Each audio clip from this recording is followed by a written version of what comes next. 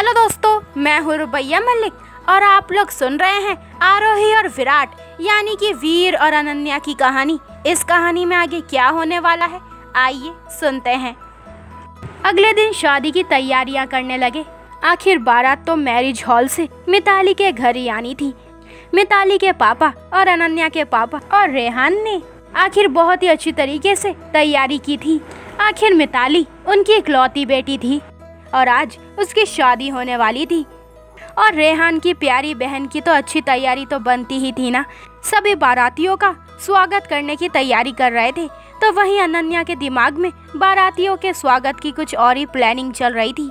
तय समय पर विक्की बारात लेकर आ गया था। आज विक्की ने मेहरून कलर की शेरवानी और गोल्डन कलर का दुपट्टा पहना हुआ था और वही वीर ने ग्रीन कलर का कुर्ता पहना हुआ था जिसकी बाजू कोहनी तक चढ़ी हुई थी। बाल हमेशा की तरह माथे पर आ रहे थे। वो और उनके और भी कजन आगे आगे डांस करते हुए चले आ रहे थे। कोई नागिन डांस कर रहा था, तो कोई बीन बजा रहा था, तो कोई भांगड़ा कर रहा था। सभी मस्ती में ही नाचे जा रहे थे। इधर दरवाजे पे अनन्या, नेहा और बाकी की लड़कियां थाल लेकर खड़ी उन्हीं का डांस देख देख कर हंसे जा रही थी। अनन्या की नजरें जब डांस करते वीर पे पड़ी तो वो बिना पल के झपकाए उसे ही देख रही थी। ठीक उसी समय वीर ने भी अपनी नजरें उठाकर सामने देखा तो उसकी नजरें अनन्या की नजरों से मिली और एक बार जो मिली तो दोनों ही उसमें उलझ गए। आज अनन्या ने गोल्डन कलर का लहंगा पहना हुआ था और बालों को उसने बन बनाया हुआ था जिसकी एक लट उसके चेहरे से छू रही थी और मेकअप के नाम पर सिर्फ काजल और माथे पर एक मैचिंग बिंदी जिसमें वो बहुत ही सुंदर लग रही थी। उसे देखकर तो वीर का दिल ही बाहर आने लगा था। अचानक ही अनन्या ने उस पर से अपनी नजरें फेर ली। उसकी इस हरकत पर वीर मुस्कुराए बिना ना रह सका। उसे यूं मुस्कुराता देख अनन्या ने अपनी आंखें छोटी कर ली और मन में ही बोली, मुस्कुरा लो बेटा, जितनी बत्ती सी चमकानी है ना चमका लो, या फिर दंत मंजन का प्रचार कर लो, अभी बताऊंगी, आप आओ तो जरा। थोड़ी देर डांस करने के बाद विक्की, वीर और बाकी के कजन गेट में खड़े थे। थोड़ी बहुत पूजा के बाद रिबन कटाई के लिए सभी खड़े हो गए। वीर तो अपनी मैना को ताड़ने में लगा था। अनन्या ने मुस्कुराकर विक्की का टीका किया और एक मिठाई का पीस उठाकर विक्की को खिलाने लगी। तभी उनमें से एक ने विक्की को रोकते हुए कहा, भाई मत खाना, कोई भरोसा नहीं इन लोगों का, पता चले इसमें कुछ मिलाकर रखा हो। अनन्या मुस्कुराते हुए कहती है, कोई बात नहीं, तो आप ही पहले चख लीजिए, उसके बाद हमारे प्यारे जीजू चख लेंगे। वो लड़का थोड़ा घबराते हुए कहता है, अरे नहीं नहीं, मुझे नहीं खाना। विक्की को हैरानी से खड़ा देखकर अनन्या ने गिफ्ट पैक मिठाई का डब्बा मंगवाया और उन सब के सामने खोला और उनमें से एक पीस विक्की को निकाल कर खिलाया। विक्की ने जब खाया तो उसे कुछ भी गलत नहीं लगा। उसके बाद अनन्या ने सभी को एक एक पीस वहीं खड़े लड़कों को दिया। विक्की से ग्रीन सिग्नल मिलते ही सभी ने एक एक पीस उठाकर खा लिया और वीर ने तो खुद अनन्या के हाथ से खाया। पहले तो सभी खुश होकर चबा रहे थे, पर जैसे जैसे चबाते जा रहे थे उनका मुंह कड़वा हो रहा था और वहाँ खड़ी लड़कियाँ अनजान बनी खड़ी थी। वो लड़के बेचारे ना तो अंदर कर पा रहे थे और ना ही बाहर निकाल पा रहे थे। मजबूरन जैसे तैसे उन्होंने उसे गटक लिया। पूरा मुंह उनका करवाहट से भर गया था, पर सभी एक दूसरे से अपने हालत छुपाने में लगे हुए थे। विक्की ने नेक देने के लिए कोई भी आनाकानी नहीं की। विक्की ने 51,000 रुपए उन्हें नेक के लिए दिए। अब रिबन काटने के लिए कैंची मांगने लगे तो अनन्या ने मुस्कुराते हुए रिबन पूरा ही खोल दिया और जब इसका रीजन पूछा तो वो बोली, अब एक नया बंधन जुड़ने जा रहा है, तो नए बंधन की शुरुआत कैंची से काट कर नहीं बल्कि मिलकर होनी चाहिए ना। अगर कैंची से काट कर करेंगे तो उसमें बीच में जोर पड़ जाएगा। बड़ों को तो पहले ही अंदर भेज दिया था, बस लड़के ही रह गए थे जिनके स्वागत के लिए अंदर कुछ इंतजाम किया गया था। जैसे वो सभी अंदर आए उनके सामने एक वेटर खड़ा हो गया और सबको एक एक गिलास जूस दे दिया गया और सभी ने खुशी खुशी गिलास उठाया और एक ही सांस में पी गए। उनका मुंह तो पहले से ही कड़वा हो रखा था, पर जब जूस पिया उससे और ज़्यादा कड़वा हो गया क्योंकि उसमें एलोवेरा और करेले का जूस मिक्स किया गया था और ऊपर से कलर डाला गया था ताकि उसका रंग बदल जाए। वीर ने भी वो जूस अनन्या को देखते हुए पी लिया था। उन लड़कों की हालत अब ऐसी हो गई थी कि कुछ भी खाने से डर रहे थे। नेहा ने अनन्या से कहा, अनन्या अब रहने दे, बहुत परेशान कर लिया उन्हें। अनन्या ने क्यूट सा फेस बनाकर कहा, थोड़ा सा और भाभी। भाभी कहती है, अनन्या इतना बहुत है, देख तो अब तो वो सब कुछ ले भी नहीं रहे हैं, डर गए हैं कि पता नहीं अगली चीज लेंगे तो पता नहीं क्या होगा उनका। नेहा ने उसे समझाते हुए कहा तो वो बोली, ठीक है भाभी, जैसा आप कहो। थोड़ी देर बाद मिताली को लेकर आए। मिताली ने लाल कलर का लहंगा पहना हुआ था और उसके ऊपर गोल्डन दुपट्टा चढ़ा हुआ था। आज वो बहुत ही प्यारी लग रही थी। जैसे विक्की की नजर मिताली पे पड़ी, वो अपनी पलकें झपकाना ही भूल गया। वीर ने उसके कान में आकर बोला, अबे वो तेरी ही होने वाली है तो पलकें तो झपका ले। विक्की ने बिना उसकी तरफ देखे बोला, अबे चुप कर, मुझे अपनी वाली के दर्शन करने दे, तू अपनी मैना के दर्शन कर। वीर फिर से बोला, अबे पहले देख तो ले, सबकी नजर तुझ पर ही है और उसके भाई की भी, तो कुछ तो शर्म कर। विक्की ने जब सारी तरफ देखा तो सभी उसे ही देख रहे थे। वो एकदम से सीधा बैठ गया। मिताली स्टेज के पास आई और विक्की ने उठकर उसके आगे हाथ कर दिया। मिताली उसका हाथ थामकर स्टेज पर आ गई और जब मिताली उसे जयमाला पहनाने लगी तब सारे दोस्तों ने विक्की को ऊपर गोदी में उठा लिया। मिताली ने अनन्या की तरफ देखा तो अनन्या ने जोर से विक्की से बोला, जीजू आपको मिताली से शादी करनी है या नहीं? विक्की कहता है, क्यों नहीं करनी, करनी है ना यार। तो अनन्या कहती है, तो सीधे तरीके से नीचे उतरिए और जयमाला पहनो, नहीं तो अगर मेरा दिमाग घूम गया ना तो मैं शादी नहीं होने दूंगी। तभी एक लड़का कहता है, अरे ऐसे कैसे नहीं करने दोगी ब्यूटीफुल, और हमें तो ये देखना है कि आप कैसे जयमाला पहनवाती हो।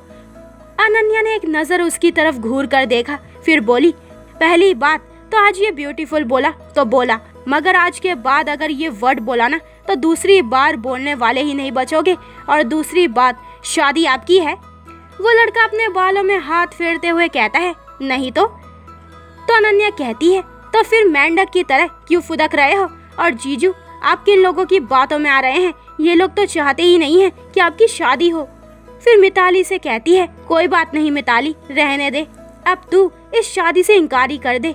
उसने मिताली का हाथ पकड़ा और मंडप से उतरने को मुड़ गई। विक्की ने जब ये देखा तो जल्दी से जबरदस्ती उतर गया और मिताली का हाथ पकड़ लिया। उन दोनों के चेहरे पर एक मुस्कुराहट आ गई। मिताली मुड़ी और जल्दी से विक्की के गले में माला डाल दी। फिर विक्की ने भी उसके गले में जयमाला डाल दी। अनन्या उस लड़के की तरफ देखकर कहती है, ऐसे ऐसे पहनवाई माला, और आगे से चैलेंज देने से पहले लाख बार सोच लेना। वो क्या है ना, ज्यादा मैं बोलती नहीं, जितना भी थोड़ा बहुत मैं बोलती हूँ ना तो वो सही बोलती हूँ, समझे। थोड़ी देर बाद सभी ने खाना खाया। एक लड़का अनन्या के पास आया और बोला, हाय आप बहुत सुंदर लग रही हैं। अनन्या ने एक नज़र उसे देखा, फिर बोली, लुक मिस्टर, आप जो भी हैं मुझे कोई इंटरेस्ट नहीं है, आप आगे की सोचो। तो मैं आपको पहले ही बता दूं कि मेरी सगाई हो चुकी है और आप खाना खाइए और एंजॉय कीजिए। अभी तक तो सिर्फ मिठाई और जूस ही पिया है, कहीं ऐसा ना हो कि मुझे पूरा का पूरा करेला ही ठुसाना पड़े। वो लड़का हंसते हंसते हुए कहता है, अजी आप अगर जहर भी देंगी तो मैं वो भी हंसते हंसते पी लूँगा। वो लड़का बेशर्मी से मुस्कुराते हुए कहता है। तो अनन्या उससे कहती है, और रियली अगर मैं आपको जहर भी दूं तो पी लोगे? वो लड़का अपने बालों में हाथ फेरते हुए कहता है, ऑफ कोर्स। अनन्या उसे देखती है और कहती है, यू नो व्हाट, यही बात मुझसे एक ने और बोली थी कि तुम जहर भी दोगी तो पी लूंगा। वो लड़का कहता है, अच्छा फिर उस लड़के के साथ क्या हुआ? अनन्या कहती है, फिर क्या, दे दिया जहर। बहुत शौक था ना उसे जहर पीने का, तो फिर दे दिया। अब आप कहो पीना है जहर तो दे दूं आपको भी। वो लड़का थूक गटकता हुआ वहाँ से चला गया और अनन्या मुस्कुराती हुई घर में आ गई। सभी अभी भी बाहर ही थे। वो किसी काम से घर में आई और अपने रूम से सामान लिया और नीचे आ गई। वो अभी हॉल में आई थी, किचन से किसी ने उसका हाथ पकड़कर खींच लिया। उसने अपने सामने देखा तो वीर को देखकर हैरान हो गई और बोली, आप यहाँ क्या कर रहे हैं? आपको अगर किसी ने यहाँ देख लिया तो कोई क्या सोचेगा, आप जाइए यहाँ से। वीर ने उसके होठों पर अपनी उंगली रख दी और उसके पास आकर बोला, तुमने मेरा मुंह कड़वा क्यों किया? पता है अभी तक कड़वाहट है मुंह में, ऐसा क्या मिलाया था उसमें? अनन्या उसकी तरफ देखते हुए कहती है, हाँ तो आपसे किसने कहा था कि आप खाओ? आपको ही पड़ी थी ना खाने की, मैंने तो आपके पागल भाइयों के लिए रखा था। आप ही बीच में आए, नहीं आते बीच में। और वैसे भी मैंने उसमें एलोवेरा और करेले का जूस मिलाया था। वीर उसकी आंखों में झांक कर कहता है, अच्छा तो अब तुम मेरा मुंह का टेस्ट ठीक करोगी। अनन्या उसे 1 चम्मच भरकर शहद खिलाती है। अभी भी टेस्ट वैसा ही है क्या, कुछ और दूं? अनन्या मासूमियत से कहती है, मेरे पास इसके अलावा और कुछ भी नहीं है। वीर अनन्या की आंखों में देखते हुए कहता है तुम्हारे पास, तुम झूठ क्यों बोल रही हो? अनन्या हैरानी से उसे देखने लगती है। वीर ने उसे उसकी कमर से पकड़ा और अपने करीब कर लिया और धीरे से उसके कानों में बोला, वो तुम ही दे सकती हो और कोई नहीं। अनन्या की जान ही सूख गई। वीर ने एक नज़र उसे देखा और फिर उसके होठों पर किस कर लिया और बोला, मैं तुमसे बात करना चाहता था और तुम बिजी थी, इसलिए भाई से पूछकर मैं यहाँ तुमसे बात करने आया हूँ। अब मुझे बताओ, क्या परेशानी है तुम्हें? अनन्या ने धीरे से कहा, कोई परेशानी नहीं है, आप ऐसे ही परेशान हो रहे हैं, चलिए सब इंतज़ार कर रहे होंगे। वीर कहता है, पर तुम बताओ क्या बात है जो तुम्हें परेशान कर रही है? वीर उसे सोफे पर बिठाता है। अनन्या उसका हाथ पकड़कर कहती है, कुछ नहीं, वो बस मिताली चली जाएगी ना, तो बस इसीलिए, और कुछ नहीं। अब चलिए, सब इंतजार कर रहे होंगे हमारा। अनन्या ने कहा और वहाँ से बाहर आ गई। वीर उसे जाते हुए देखकर कहता है, आई नो, तुमने मुझे आधा सच बताया है और पूरा सच तो मैं जान कर ही रहूँगा, और वो भी सबके बीच में आ गया। थोड़ी देर बाद मिताली और विक्की मंडप में बैठे और लड़कियां जूते छुपाई का जुगाड़ करने में लगी थी। ये तो पता चल गया था कि जूते वीर के पास हैं।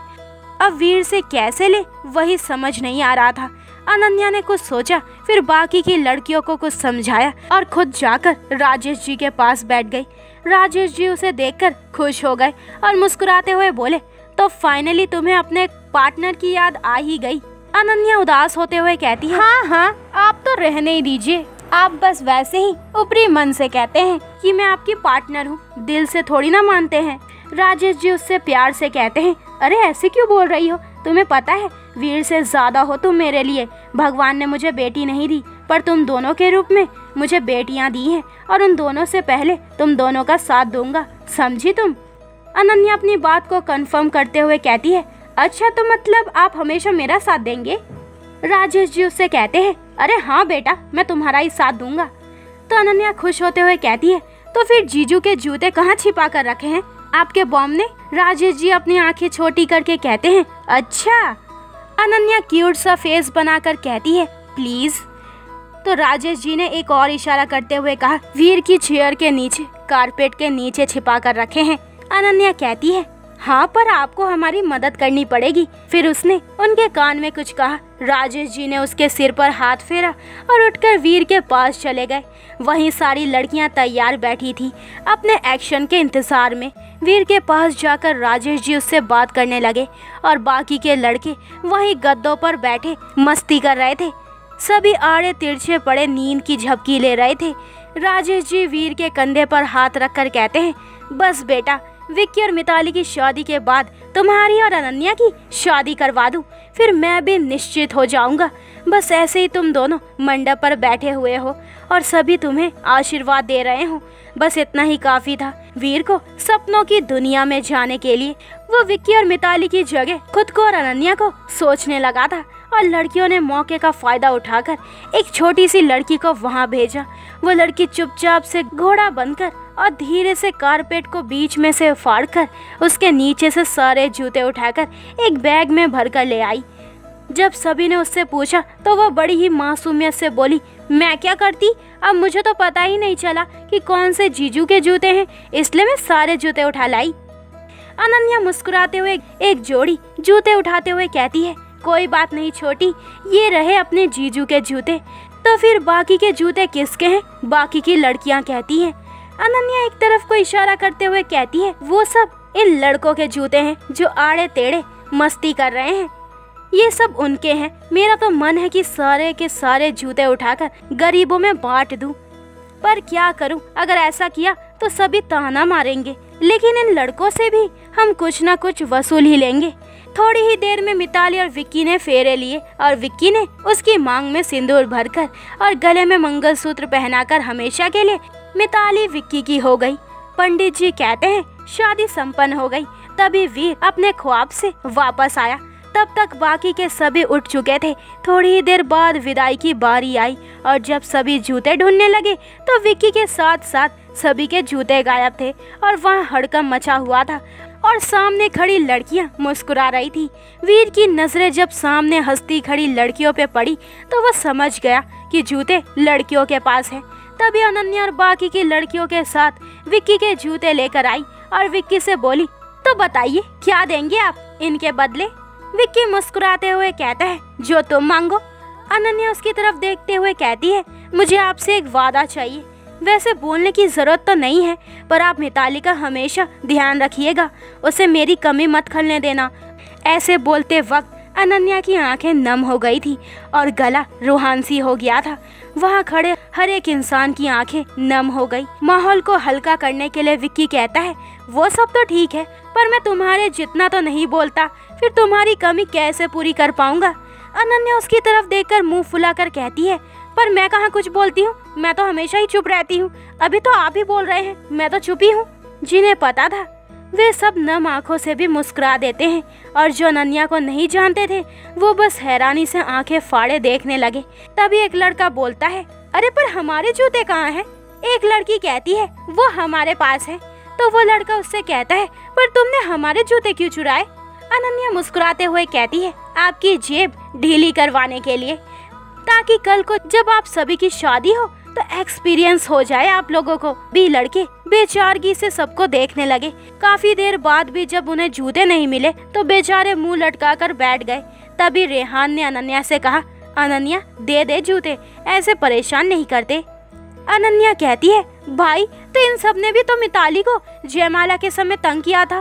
तो रेहान ने एक बार फिर प्यार से उसे समझाया और बोला, क्या मेरी बात नहीं मानेगी? अनन्या उसकी तरफ देखते हुए कहती है, आपके लिए तो जान भी हाजिर है भाई। फिर ये तो इन पागलों के जूते हैं। सारे लड़के एकदम से कहते हैं, क्या पागलों के? तभी एक लड़की कहती है, आप सभी को अपने जूते चाहिए या नहीं? सभी एक साथ कहते हैं, हाँ हाँ क्यों नहीं, दो ना जल्दी। लड़कियों ने सभी के जूते लौटा दिए। राजेश जी अनन्या के पापा से कहते हैं, आप अब जब भी कहें तो हम वीर और अनन्या की शादी भी करवा दें। तभी अनन्या के पापा कहते हैं, हम सलाह करके आपको बता देंगे। उनकी बात सुनकर राजेश जी एक बार फिर कहते हैं, अगर आपको सही लगे तो एक बात और है मेरे मन में। अनन्या के पापा कहते हैं, जी जरूर कहिए ना। तो राजेश जी कहते हैं, अब दोनों की सगाई तो हो चुकी है, तो अब मुंबई में अनन्या अकेले रहेगी, उससे तो अच्छा है कि ये भी हमारे साथ ही रहे। उनकी बात सुनकर रेहान और अनन्या के पापा चौंक गए। उन्हें समझ नहीं आ रहा था कि क्या जवाब दे। तो दोस्तों ये वाला एपिसोड यहीं पे ख़त्म होता है। अगले एपिसोड में जानेंगे कि इस कहानी में आगे क्या होने वाला है। क्या अनन्या के पापा उनकी बात से सहमत होंगे? क्या अनन्या वीर के साथ एक ही छत के नीचे रहने वाली है? तो आगे के एपिसोड और भी इंटरेस्टिंग होने वाले हैं, तो मेरे चैनल को जल्दी से सब्सक्राइब करें ताकि आपको मेरे न्यू एपिसोड के नोटिफिकेशन सबसे पहले मिल जाए। लाइक शेयर करें और कमेंट्स करके मुझे ज़रूर बताएं कि आप लोगों को ये स्टोरी कैसी लग रही है। अपना ख्याल रखें। बाय दोस्तों।